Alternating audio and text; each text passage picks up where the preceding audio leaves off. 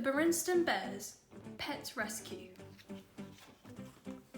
There was a special assembly going on at Bear Country School, deep in Bear Country. Volunteers from a local animal shelter were visiting with a group of pets. All the cubs at school were excited to meet and learn about these new animal friends. "Hello everyone," said a volunteer. "I'm Patty from the Bear Country Animal Shelter. I'm here to introduce you to some special guests. They're all what we call rescue pets. These animals have been taken from places where they are not treated well. They need special care to get better before they can be adopted by new families. Would any of you cubs like to come up on stage and meet our pets?" Of course, all the students raised their hands. Brother, sister and cousin Fred were picked. They got to pet a dog named Lucky and a cat named Percival. Then a parrot named Mac perched on sister's shoulder, while brother held a hamster named Fluff. Cousin Fred put out his finger and a colourful lizard named Zippy climbed onto his hand. All of these pets and many more are up for adoption at the animal shelter, Patty told them. "Please come and visit us. Maybe you could give a good home to one of these wonderful animals." After school, brother, sister and Fred walked home together. "It would be nice to adopt one of these pets," said sister. "Yes," agreed brother, "but we already have several pets. That's probably enough for us." "As a matter of fact," said Fred, "I'm going to adopt a pet from the animal shelter. I've been visiting a lot and I have one picked out. I'm going right there after school to bring it home."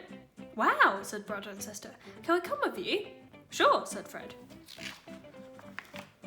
Everything was arranged with Mama and Papa. Fred picked the cubs up and they headed for the animal shelter. As they arrived, Patty met them at the door.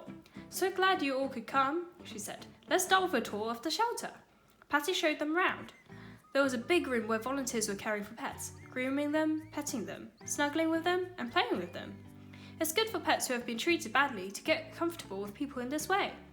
When animals first come to us, they can be very shy and fearful, but with patience and kindness, most begin to feel very happy and safe. Patty moved on to the areas where the pets lived. The dogs and cats were kept in nice bright pens where they had plenty of food and water. The smaller animals like hamsters, guinea pigs, birds and lizards were cared for in pleasant cages where they had plenty of toys and places to exercise. "Now Fred," said Patty, "let's get together with your own special rescue pet." Patty brought out Taffy, a cute caramel-coloured little dog. Taffy came right up to Fred, wagging her tail and licking his hand. Fred had met and played with Taffy many times before. At first, Taffy was shy with brother and sister. She hid behind Fred, but after a while, she felt more confident. She sniffed their hands, wagged her tail, and let her pet them.